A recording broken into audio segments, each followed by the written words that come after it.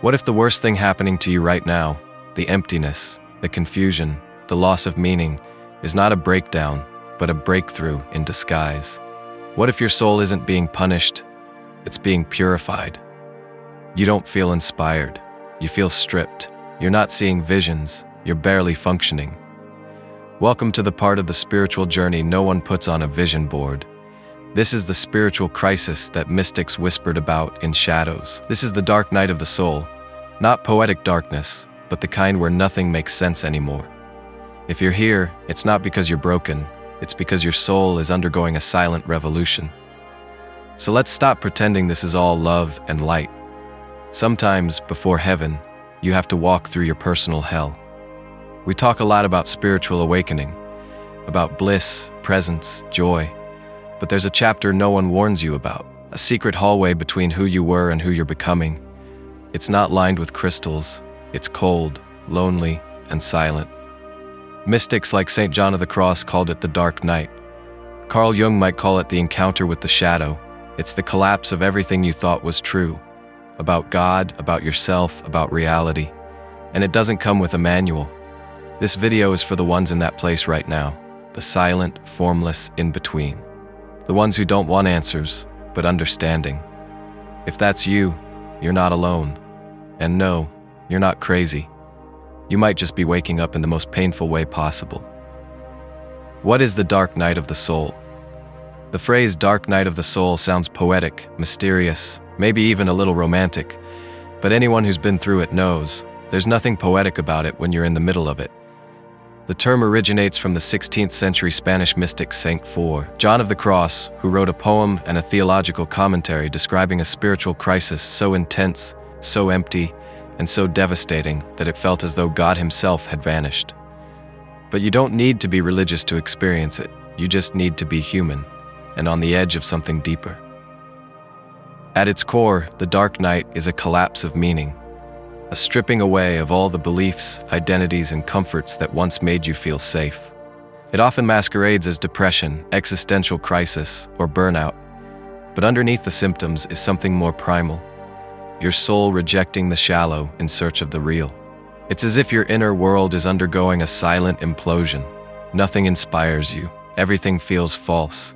The things you used to believe in, your dreams, your spiritual practices, your sense of self, stop working. And it doesn't feel enlightening. It feels like death, because something inside you is dying. Unlike clinical depression, which is often rooted in biochemical imbalances or trauma, the dark night isn't just about sadness or apathy. It's a spiritual crisis, a confrontation between the ego and the infinite. You may still go to work, talk to people, even laugh on cue, but inside it's as if the light has gone out. You're walking through life with a hollow center, and no amount of affirmation, gratitude journaling, or manifestation tricks will fix it. This is what makes the dark night so terrifying. It doesn't respond to effort. In fact, the more you try to fix it, the deeper the silence becomes. It doesn't care about your spiritual resume. It doesn't care how many books you've read or how long you can meditate. It strips you down to nothing. And in that nothingness, it waits.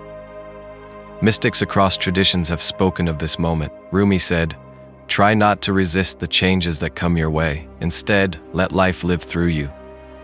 Meister Eckhart called it a breaking through of the soul into God.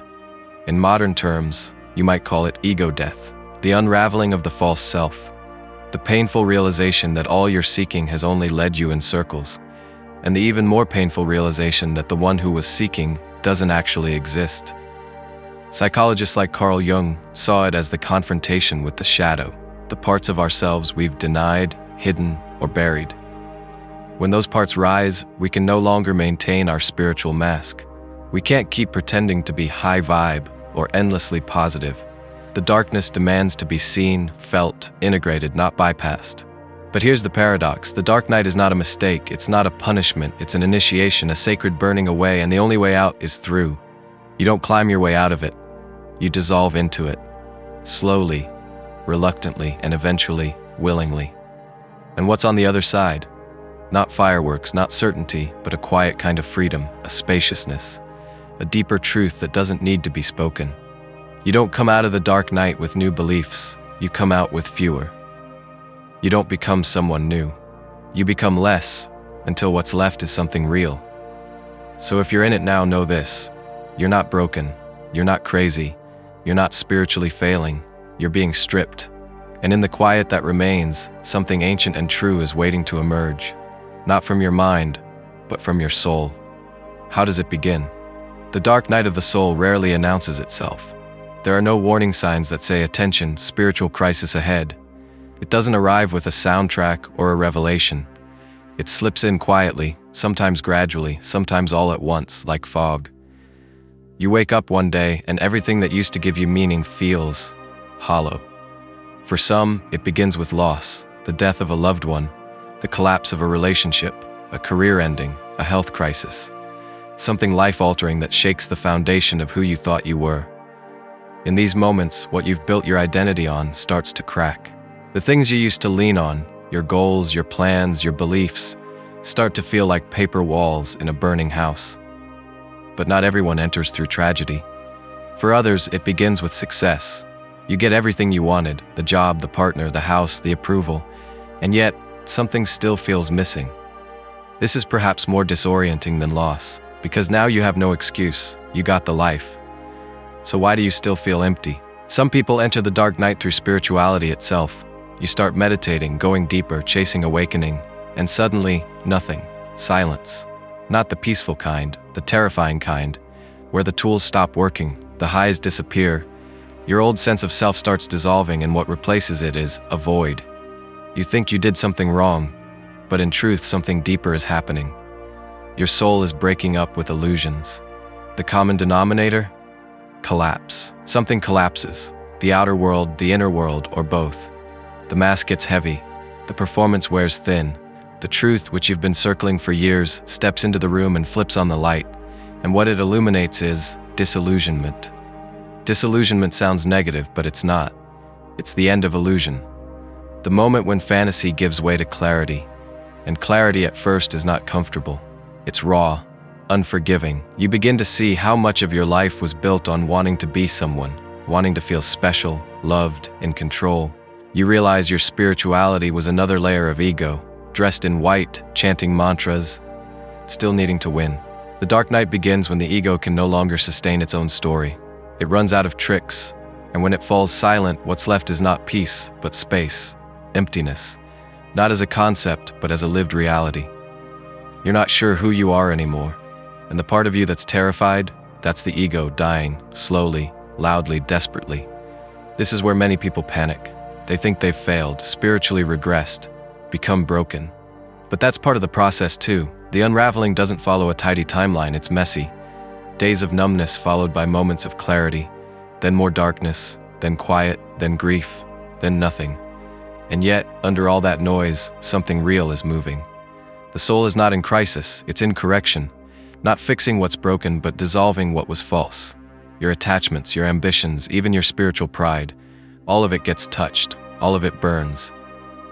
You may feel isolated, misunderstood, like no one around you gets it.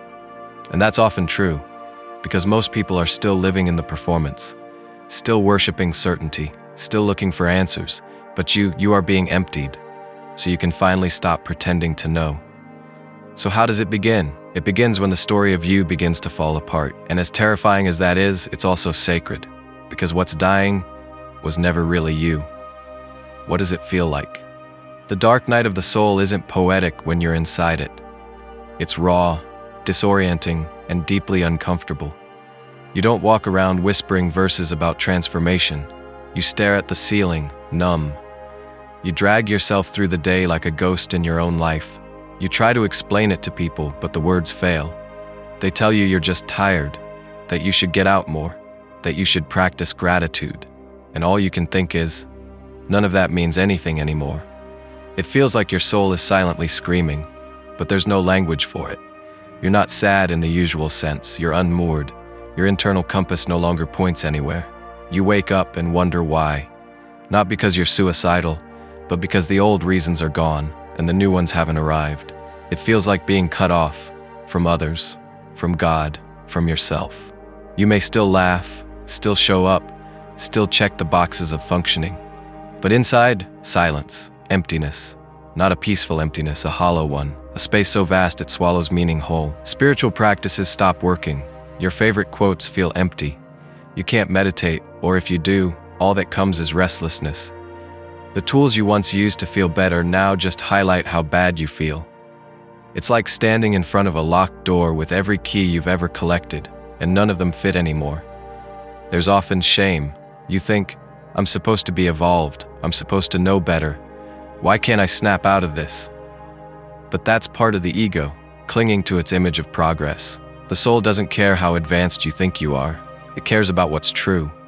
And right now the truth is this: nothing is working because the old self is dissolving. And then there's the loneliness. Not the kind that comes from being alone on a Friday night, the kind that comes from feeling fundamentally disconnected from everything. It's existential. It's cosmic. Like you've been unplugged from the grid and left to drift in space. And yet, in that drifting, something watches, something ancient, something still. You may feel like you're grieving something you can't name, and you are. You're grieving your identity, your illusions, your attachments, your control. The parts of you that thought they had it all figured out, they're dying. And death, even spiritual death, hurts. Sometimes you'll feel nothing at all, just a gray stillness. Time slows down, hours stretch, days blur, you question everything. Your choices, your beliefs, your place in the universe, and not in a curious, philosophical way, in a hollow, exhausted way. And yet, in rare moments, something breaks through, a flicker, a whisper, a sense that beneath the void, there's something watching, something present. You can't hold on to it, but you notice it, and it changes nothing and everything. The dark night doesn't come with fireworks, it comes with silence. Not because you've failed, but because something deeper is being born. In the absence of meaning, you begin to sense the presence of something real. Not better, not shinier, just more honest, more whole. It feels like falling, but not endlessly. Eventually the ground returns, but it's not the same ground, it's quieter. It doesn't promise anything, it just is. And for the first time that feels like enough. So what does the dark night feel like? It feels like death, like loss, like silence, like nothing. But also, it feels like truth, like space, like surrender, like the beginning of something real. Why it's necessary. It's a strange thing to say that soul-crushing emptiness is necessary. That despair can be sacred. That silence can be the most honest sound. But for those who've been through the dark night of the soul, there comes a moment, after the chaos, after the collapse, where you realize this wasn't a detour. It was the path. The dark night doesn't come to punish you, it comes to free you. But not the kind of freedom we usually imagine, the kind where everything feels light and expansive and easy. No, this is deeper. This is the freedom that comes when there's nothing left to lose, when every identity has cracked, when every strategy has failed, and you're left with nothing but what's real. Think of it like this. Your soul wants truth, but you've built a life, consciously or not, on comfort, on ego, on performance. And so the soul, in its stubborn love, begins the process of demolition. Not to destroy you, but to remove what isn't you. The dark night is the fire that burns away the scaffolding so the real foundation can be revealed. Most people never face this fire. They distract themselves. They stay in the loops. They chase meaning endlessly without ever realizing the search is the problem. But if you're in the dark night, it means something in you refused to settle. Something in you said, no more lies, no more masks, I want what's real. And the moment you said that, consciously or not, the unraveling began. This process is necessary because the ego can't be negotiated with. You can't politely ask your illusions to leave. You can't bargain with the part of you that wants to control everything. It has to die. And death, even symbolic death, is painful. But it's also liberating. Because once it dies, you don't have to keep pretending. You stop performing. You stop chasing approval. You stop needing to be the good person, the spiritual person, the successful one. You just become what you are, quiet, raw, present. No longer editing yourself to fit someone's expectations. No longer bending into shapes that please the crowd. And what emerges in that space is not a new identity, but the absence of identity. Not another mask, but bare presence. Awareness without agenda. Love without needing to be returned. Stillness that asks for nothing. The dark night is necessary because truth demands space, and the ego fills every inch with noise. So the noise has to go, all of it. Even the spiritual noise, especially the spiritual noise, the affirmations, the rituals, the self-improvement plans. Not because they're bad, but because they've become distractions, attachments in prettier costumes. When all that's gone, you're left with the only thing that ever mattered, this moment, this breath, this awareness. And it's not shiny, it's not marketable, but it's real. And once you taste that reality, you'll never be satisfied with illusion again. You'll still feel, still hurt, still love. But it won't be coming from a script. It will be coming from something much deeper. Something you can't name. Something that was always there, but needed the fire to be seen. This is why the dark night is sacred. Because it strips away what's false, not out of cruelty, but out of mercy. Because your soul refuses to let you settle for a life half-lived. Because sometimes, the only way to the light is through the darkness. So no, it's not easy, it's not glamorous, but it's necessary. Because without it, you might live your whole life mistaking the costume for your core. And you are so much more than that. How to move through it. Continuous text, 1,000 words. Let's be honest, moving through the dark night of the soul is not like checking off a to-do list or crossing a finish line. You don't conquer it, you don't fix it. You endure it, you dissolve into it, and eventually when it decides, it releases you. Not because you figured it out, but because you finally stopped needing to. This isn't a journey of solutions. It's a slow, brutal surrender to the unknown. Think of it less like climbing and more like learning how to float in deep, dark water. The more you thrash and try to control your way out, the deeper you sink. But if, out of sheer exhaustion or grace, you stop struggling, something unexpected happens. You begin to rise, not through effort, but through surrender. So how do you endure it? First, stop trying to fix yourself. This isn't a malfunction, it's a stripping. Every effort to improve or heal can just be another disguise of the ego, desperate to maintain control. Instead, allow yourself to witness the darkness. Let the numbness be numb, let the sadness be sad, let the confusion be confusing. Stop demanding clarity from the storm. Just watch it rage without trying to name it. You'll find the world too loud, too fast, too crowded. So simplify everything. Your soul doesn't need more stimulation, it needs silence. This is not the time to master a new skill or redesign your life. It's the time to pare down. Make your meals simpler. Let yourself sleep more. Say no without explanation. Let the world shrink so you can finally feel your own breath again. You don't have to keep up appearances. You're not here to perform. You're not required to be radiant while your internal world is falling apart. So stop pretending. Let yourself fall apart quietly. Let yourself be undone. Let others see you as unremarkable, because that honesty is the beginning of real healing. And while everything inside you will want to make sense of this, to extract some profound lesson, don't. Meaning will come later, if it comes at all. Right now, the old structure is crumbling, and that's supposed to feel meaningless. This is the death of narrative, not its refinement. And the more you chase understanding, the more you strengthen the ego trying to control its own dismantling. Instead, anchor yourself in the smallest, realest things. The steam rising from a cup of tea, the warmth of your own hands, the way the sunlight hits the floor. These aren't distractions, they are sacred. When your world is unrecognizable, let the ordinary carry you. Let it remind you that you're still here, still breathing, still held. You'll be tempted to measure your progress, to ask, when will this end? But there is no schedule, no finish line. The soul doesn't rush, and the darkness doesn't care about your calendar. The more you push for dawn, the longer the night may linger. So let go of the timeline. Let the darkness move in its own rhythm, even if that rhythm feels like stillness. And when the noise becomes unbearable, find real silence. Not the kind that demands insight or productivity, but the kind that lets you be broken without needing to fix anything.